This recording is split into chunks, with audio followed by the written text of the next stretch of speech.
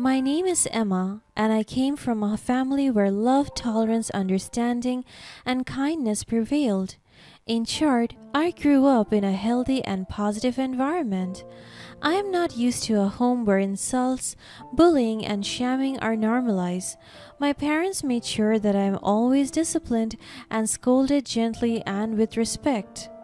And because of that, I took pride in how my parents raised me. They molded me to become who I am today, patient and calm. Also, I grew up in a complete family and it made me feel secure and loved throughout my life. So when I met my husband James right after college, I got culture shocked by how terrible his family treated him. I became aware of the abuse and mistreatment of his mother towards him. It was so awful and cruel because his mother disowned him at the age of 16, and since then he worked his ass off just to sustain his studies and daily living expenses. Because of that, my parents were so loving and appreciative towards him. Ever since we started dating, my parents became his parents as well. They would take care of him and treat him as their own. And throughout our dating years, I never let him feel neglected and rejected because I want him to feel all the love and care that my parents filled me with because he deserved that so much. On top of that, James is a responsible, smart, and hardworking person. He managed to graduate college with flying colors and even landed a job as early as 3 days right after he graduated. Now he's a senior solutions architect in a multi-dollar company. I was very fortunate to be in a wealthy and comfortable family. They were able to sustain my academics, but that doesn't stop me from working hard as well. And now, just like my husband, I am also successful in my field as a nurse.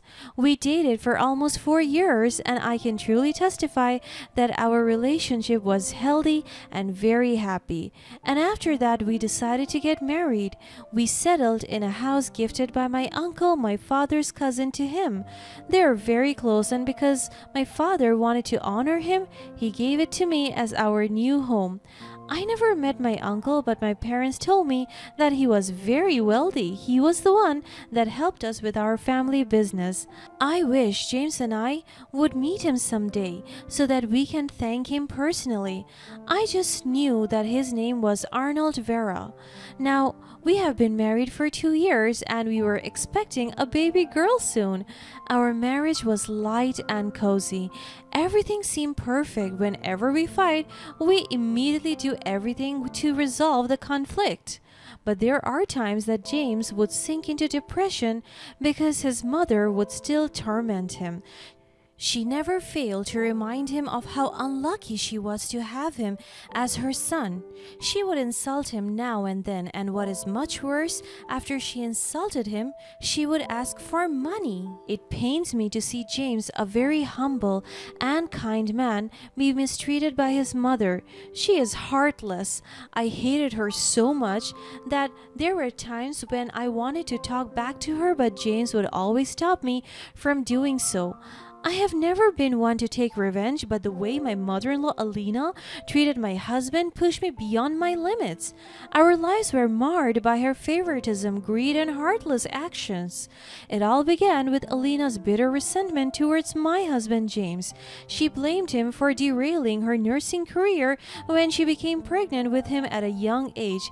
I wanted to shout at her and tell her that it is not James's fault just because she failed to achieve her dreams. It is unfair to blame it on someone completely innocent and just wanted to be loved and appreciated by his mother.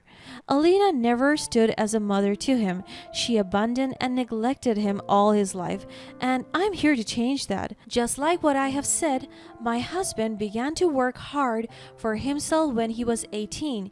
His mother never supported him and even bullied him for years. Until Alina decided to get married, this resentment grew over the years and manifested in her doting on her younger son, my husband's half-brother, as though he were her savior.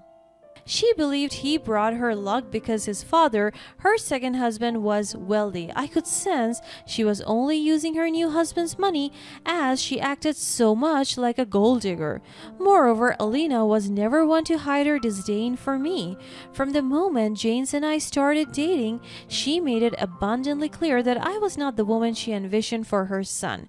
She wanted someone who could elevate James's status, someone who could further her agenda, but we were young and love had a way of binding us to the troubles ahead. I think the hatred she has towards me is due to her insecurities.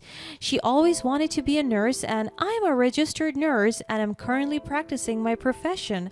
I think she hates me because she's jealous of me. She resented me and my husband for it even more. What's more painful is that she would always shove it in James's face that Pete is the one she loves and appreciates the most. Aside from that, Alina favored my husband's half-brother Pete more because she thinks that Pete brings all the luck to her.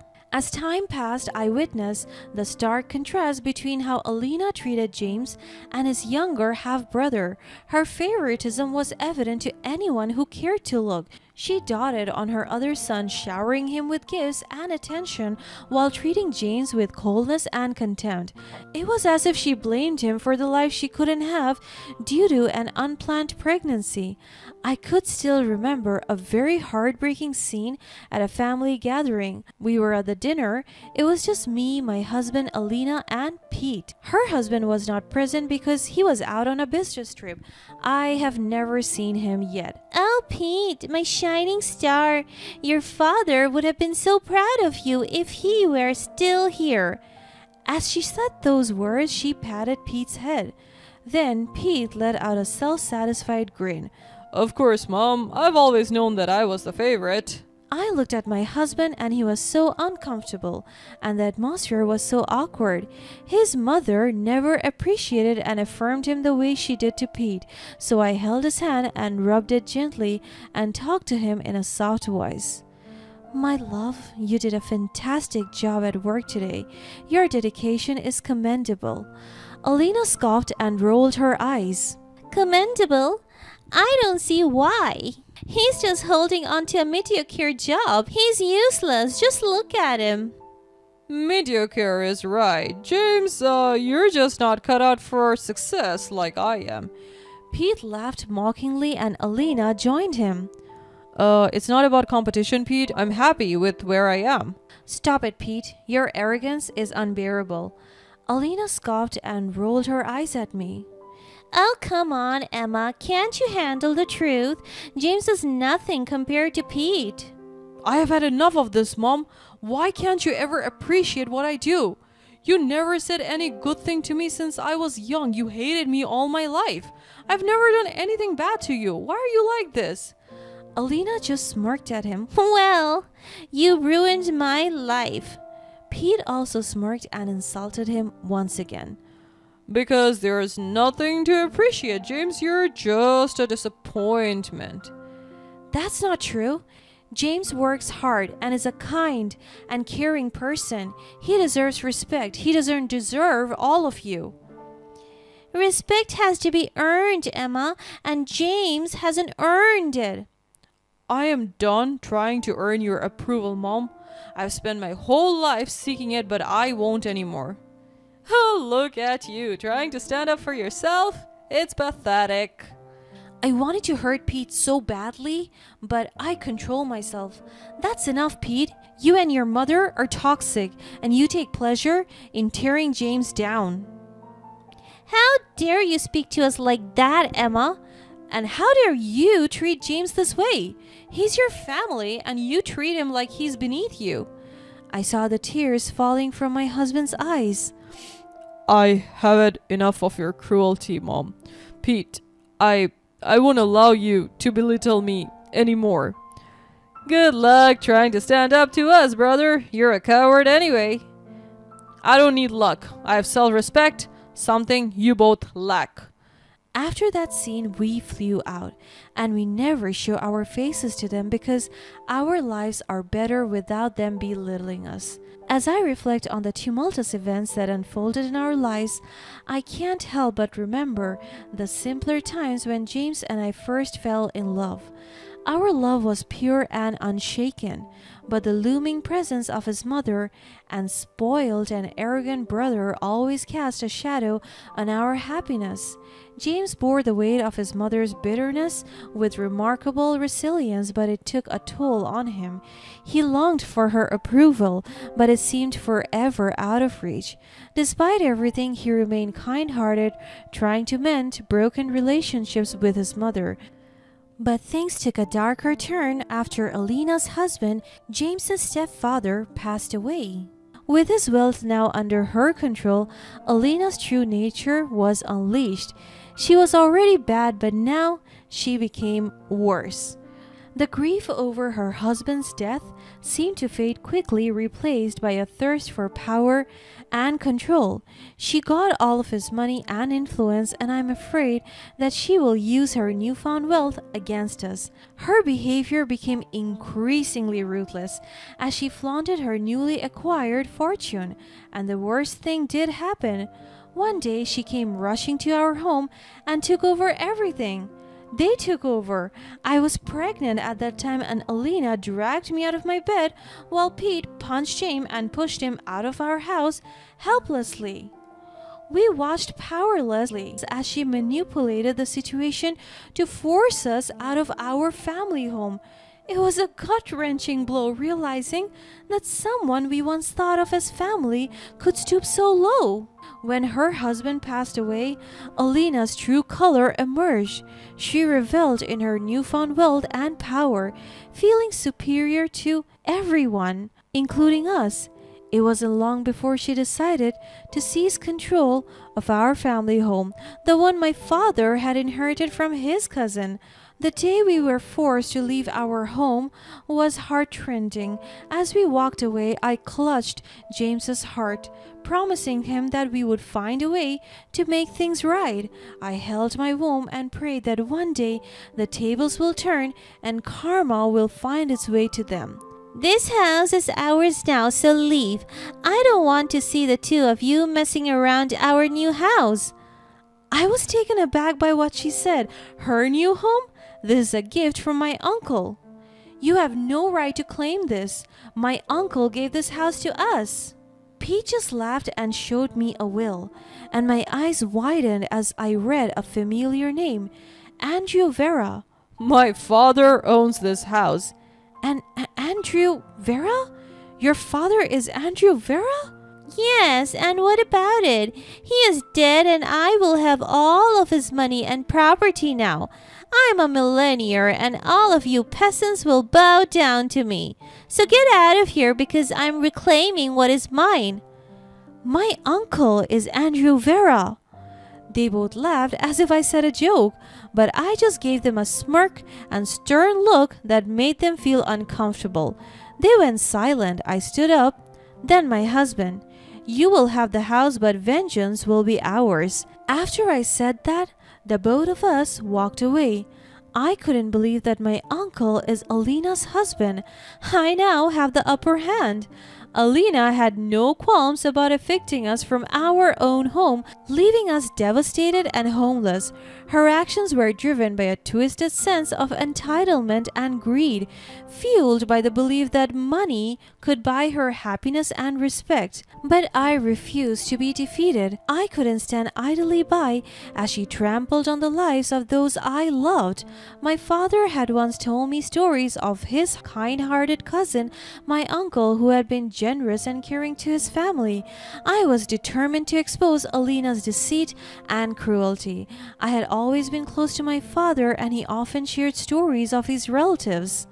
Among them was his cousin, my uncle, whom I had never met. As I began to dig deeper into my uncle's past, The pieces started to fall into place. The shock and anger that washed over me upon discovering how Alina had misused the funds meant for my uncle's medical care was indescribable. Digging deeper into my uncle's affair, I uncovered the shocking truth. Alina had used all the money meant for my uncle's medical expenses for her benefit. She had let him suffer, prioritizing her materialistic desires over his well-being. The revelation sickened me to my core, and I knew I had to act. My determination to seek justice grew stronger with each revelation. Gathering evidence, I meticulously built a case against Alina, one that would expose her for the gold digger she truly was. I sought help from friends, some of whom had also been affected by Alina's deceitful ways, and together we pieced the puzzle of her cruel intentions. I gathered all the evidence and shared it with my family and friends, exposing Alina as the gold digger she truly was. The community was appalled by her actions, and even some of her allies turned against her. The truth spread like wildfire, and eventually the law took notice. Summoned to court, Alina faced the consequences of her wicked deeds. The trial was intense, with the evidence overwhelmingly condemning her. Her facade crumbled and she was unable to escape the truth. It was both gratifying and heartbreaking to see her face the repercussions of her actions. As the day of the trial approached, I couldn't help but feel a mix of anxiety and hope. This was not just about revenge, it was about righting the wrongs, bringing closure to the pain inflicted upon our family, and ensuring that Alina couldn't hurt anyone else. In the courtroom, emotions ran high as the evidence unfolded, revealing Alina's true colors to everyone present. Her attempts to maintain a facade of innocence crumbled under the weight of undeniable proof. The room held its breath as the judge pronounced the verdict, and a sense of vindication washed over me when justice was finally served. Alina's actions had consequences, and she faced the wrath of the law. As she was led away, her arrogance replaced by humiliation, I knew that our lives would never be the same. While the bitter taste of revenge was momentarily satisfying, it was the triumph of truth and justice prevailing that brought a sense of closure to our troubled past. As we returned to our family home, I couldn't help but be grateful for the strength of love and resilience that had carried us through the storm. While the scars of Alina's actions would never fully fade, they reminded us of the battles we had fought and won together. Through it all, I learned the power of standing up for what is right and the importance of forgiveness, not just for those who wronged us, but for ourselves. We emerged from the darkness stronger, wiser, and with a renewed appreciation for the precious bonds of family and the resilience of love. The court ruled in favor of justice, and Alina was handed a punishment fitting for her crimes. She was forced to face the consequences of her greed and heartlessness. The house she had seized from us was returned to our family, and she was ordered to pay restitution for her misdeeds. In the end, the revenge I sought wasn't just about humiliating Alina, it was about seeking justice for my husband, brother, and all the lives she had disrupted. Her actions had torn families apart, and now she had to reckon with the pain she had caused. As the dust settled, I realized that vengeance alone wasn't the answer.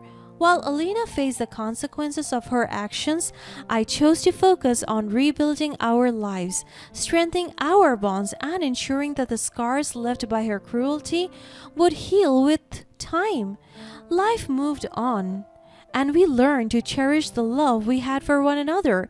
I understood that revenge might have given a fleeting sense of satisfaction, but true healing came from forgiveness and rising above the darkness that had clouded our lives. Though the wounds of the past remained, we emerged stronger, wiser, and more united than ever.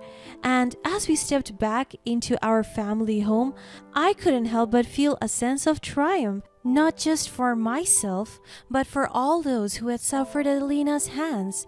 Justice had been served and the power of love and family had prevailed.